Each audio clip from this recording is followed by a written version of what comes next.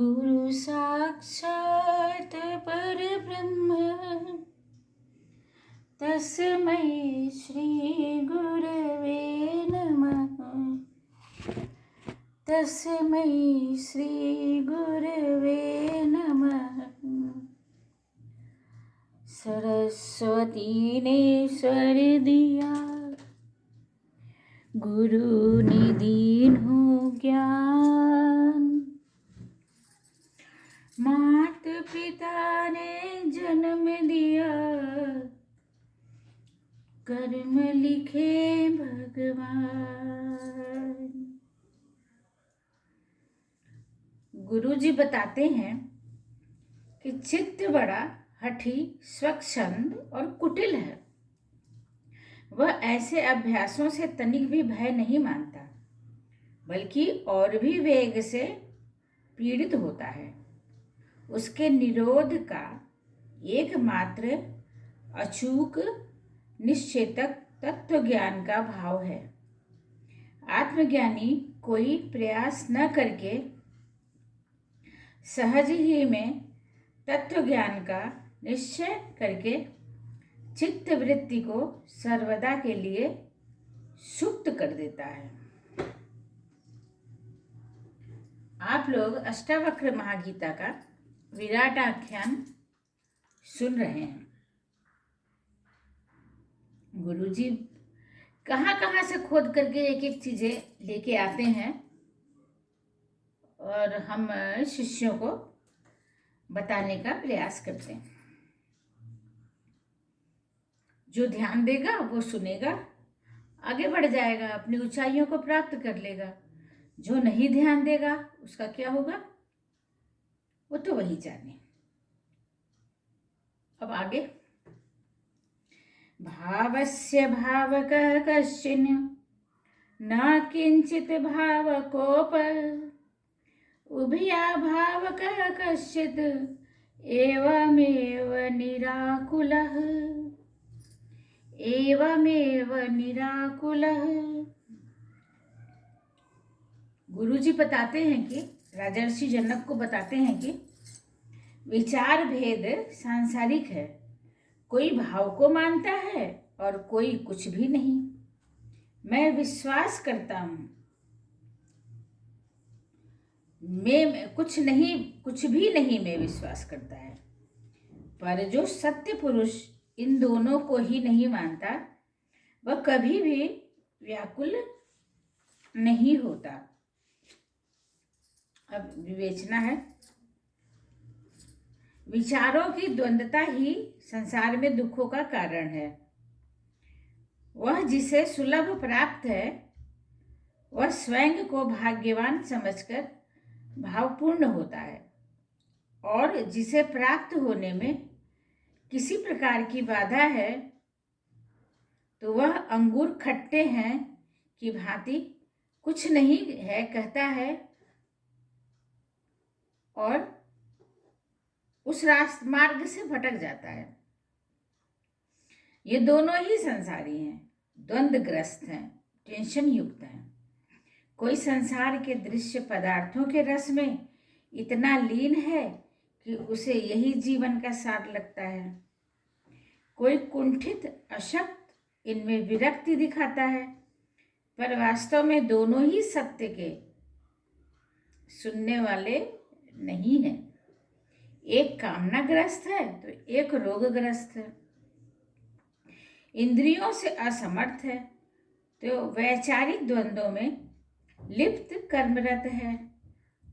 छूटता किसी से भी नहीं है, कुछ भी नहीं है, वो छोड़ कुछ भी नहीं पाता है। एक भाव में हर्षित है, दूसरा अभाव में। जो अज्ञानी जो है वो क्या है, वो भाव में हर्षित है, और दूसरा अभाव में है, तो वह तो त्यागी है। भाव और अभाव का यह गणित संसारी है। आत्मज्ञानी भाव और अभाव से मुक्त है, इसलिए वह सर्वदा शांत है। उसे किसी भी तरह का होना या न होना व्याकुल नहीं करता। किसी भी तरह का होना या न होना व्याकुल नहीं करता।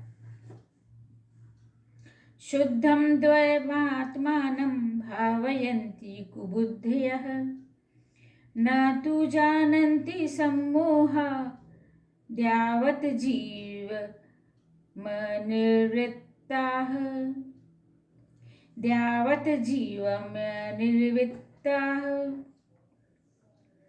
जिसमें अर्थ है जिसमें बुद्धि नहीं होती या अल्प होती है, ऐसे अज्ञानी अद्वैत रूप आत्मा को मानने की इच्छा रखते हैं, पर मोह के कारण सत्य स्वरूप को जान नहीं पाते हैं। यही कारण है कि वे आजीवन असंतुष्ट रहते हैं। असंतुष्टि का क्या कारण है कि मोह के कारण वो सत्य स्वरूप को जान नहीं पाते। सब कुछ मान लेना ही नहीं होता। मान लिया है कि यह एक है, परंतु इस तथ्य को जाना नहीं है। मानना और जानना दोनों अलग अलग बातें हैं।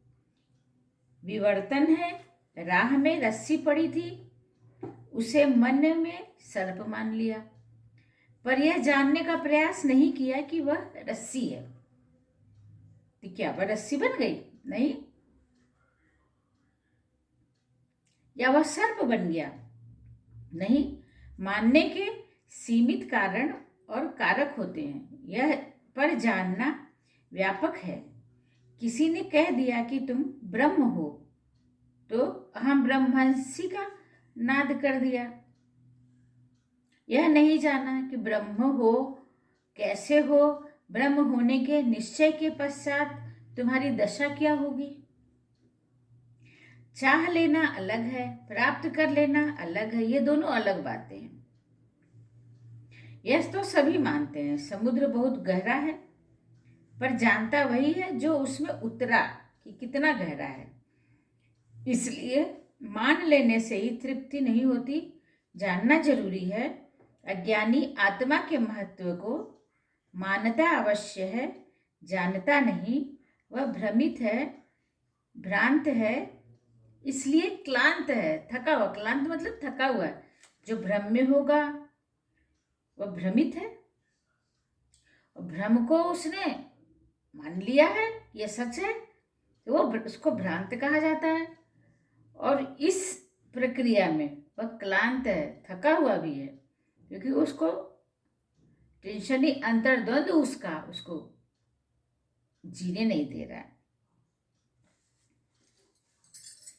जहां ले चलोगे वहीं मैं चलूंगा। जय गुरुदेवा, जय गुरुदेवा।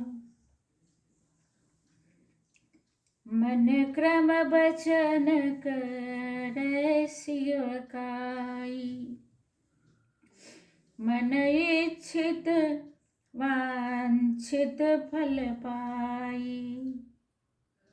तजी छल कपट और चतुराई, पूजहि विविध भांति मन लाही। ताको कोई कष्ट न होई, मन इच्छित पावे फल सोई।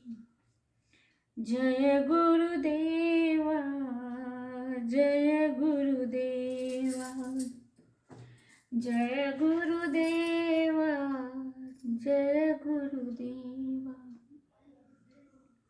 बड़ों को प्रणाम और छोटों को आशीर्वाद।